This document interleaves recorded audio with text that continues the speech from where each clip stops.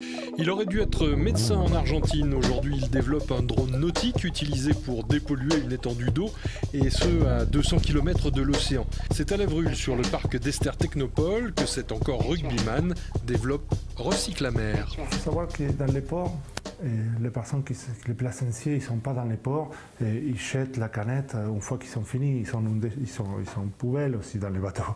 Ce n'est pas forcément les placenciers, c'est les vents, les courants qui amènent les choses dans les ports pour la forme de port. C'est aussi toutes les choses de la ville.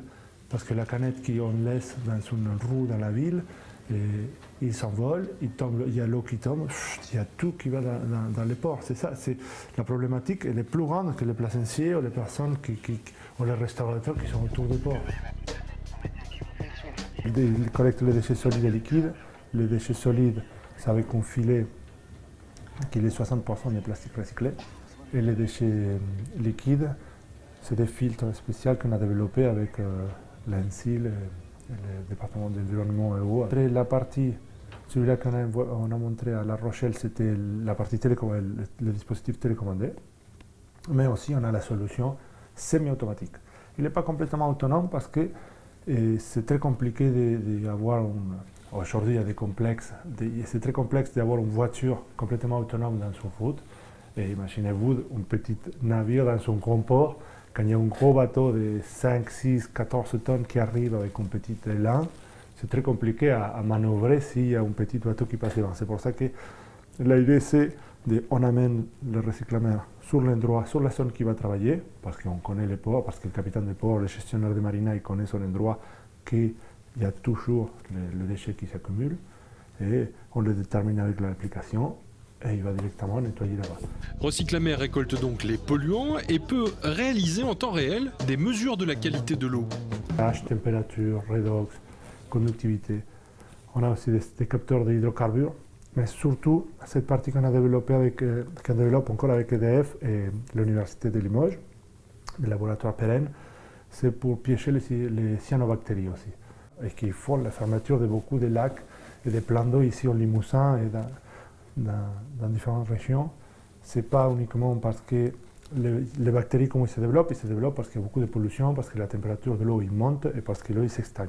On peut équiper les bateaux de différentes choses, mais aussi on développe les différentes tailles. C'est la taille M et la taille L aujourd'hui qui sont des projets encore. Hein. C'est des projets à 2019 et 2021. 2,50 m pour 3,20 m et l'autre c'est 5 mètres pour 2,50 m et 1,50 m de tirage. Attaché à sa nouvelle région, l'entrepreneur a trouvé tout autour de lui les partenaires publics et privés nécessaires à l'avancement de son projet. Par exemple, son bureau d'études est à 50 mètres au cœur du bâtiment central d'Ester. Du coup, l'objectif, en fait, c'était d'aider Alan à faire un premier cahier des charges et puis rédiger justement ce cahier des charges en termes techniques pour arriver à un premier prototype. Voilà. Donc, on a travaillé effectivement sur les parties, notamment solaires, sur le panier et sur le système d'aspiration qui fait le Recyclamer aujourd'hui. Et vous aviez déjà un petit bout d'histoire, une expérience, hein, puisque vous aviez travaillé sur un projet assez proche. Oui, notamment il y a quelques années sur le lac de Vassilière, qui impliquait effectivement EDF, où nous avions effectivement conçu une maquette pour montrer en fait l'efficacité d'un modèle photovoltaïque sur un bateau, notamment à exploitation derrière sur le site de Vassilière. On peut dire qu'il y a un écosystème favorable pour votre projet ici àEster. Il y a Nicolas et son bureau d'études, vous avez l'école d'ingénieurs juste à côté. Ah oui, forcément, l'emplacement il est parfait pour le développement. Ça vous a permis de gagner du temps? Beaucoup de temps, beaucoup de personnes autour qui puissent participer facilement. Et c'est ça que ça fait gagner de temps. Ouais. Ils sont tous à côté. Limoges, c'est très bien. Ouais, je suis content de l'emplacement surtout. Les premiers tours d'hélice de Recyclamer se sont faits sur la Vienne, à l'entrée de Saint-Junien, où se trouve le club de rugby d'Alan. En même temps que vous sortez l'engin, là, Alan, vous me dites où est-ce que l'on est? On est dans un endroit magnifique que moi j'adore. On est à Saint-Junien, on est à côté de la Vienne. C'est l'endroit où on a fait les tests, presque tous les tests. Et là, dans cette petite cabane, on a monté les prototypes à fur et à mesure.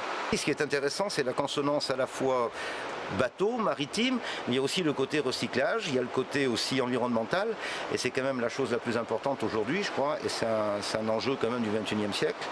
Et ce système est parfait puisque ça permet effectivement de récupérer avant, je dirais, d'engager des dépenses et des moyens qui seraient supérieurs. Donc l'intérêt c'est toujours de commencer au début, de ne pas attendre que malheureusement ce soit trop tard. Aujourd'hui on a 10 commandes, 10 précommandes. On en a vendu déjà 2 recyclamers qui vont être livrés à partir de février. Les commandes ils sont à partir de juin 2019.